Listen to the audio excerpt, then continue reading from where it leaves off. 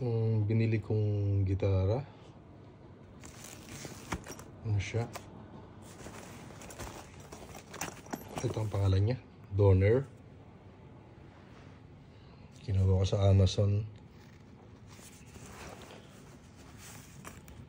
Very affordable yung price niya. Okay yung tunog niya. Sa bala ko lang kasing gamitin sa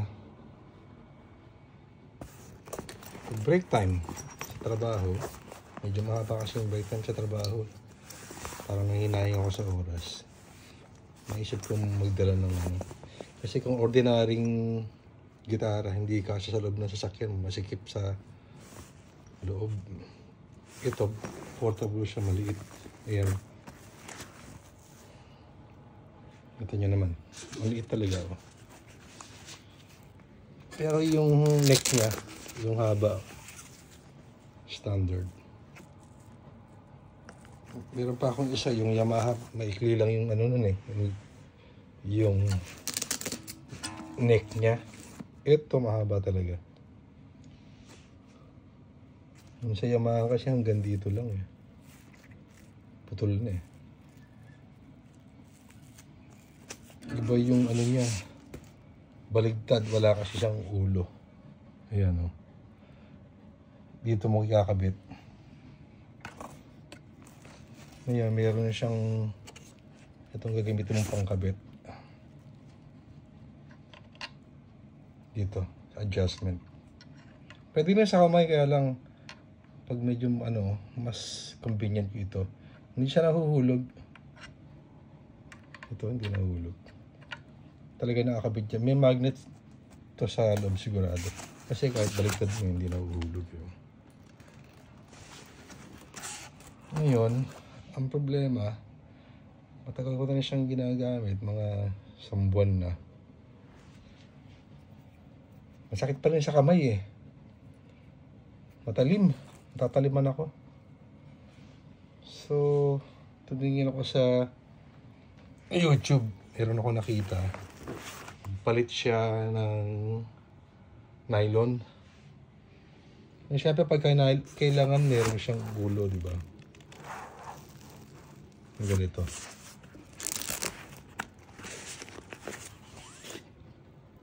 Ayan.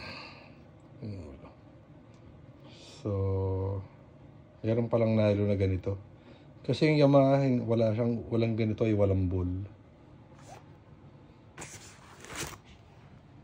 Nakabili ako sa Amazon. Try ko muna to. Tinanong ko yung isang YouTuber. Kasi bumili siya ng ganito. Tinanong ko kung ano yung ginamit niyang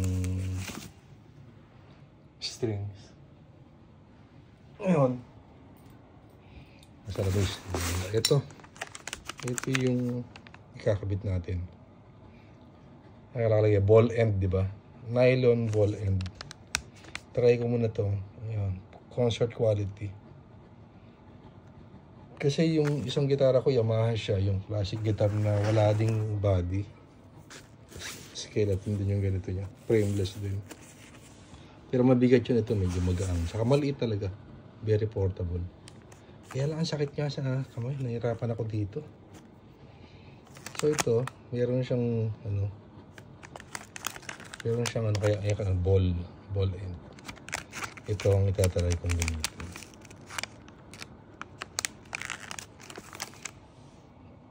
Kasi nga, ito yung number 1 reason ko ito. Ang sakit sa kamay.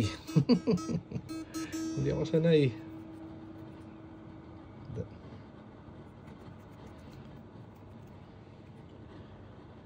Pag yung ginagamit ko yung nylon, yung isa, hindi sumasakit yung daliri ko. Ito talaga eh. Pag pinag-i-ensayo ko, masakit. Yun, itatry ko kung anong ano niya. Pero sabi nung narinig ko doon sa YouTuber, pinarinig niya nga yung tunog, maganda naman eh. Kaya itong subukan ko. Pakita ko na lang sa inyo pag nakabit na. Anyway, thank you. Bye-bye.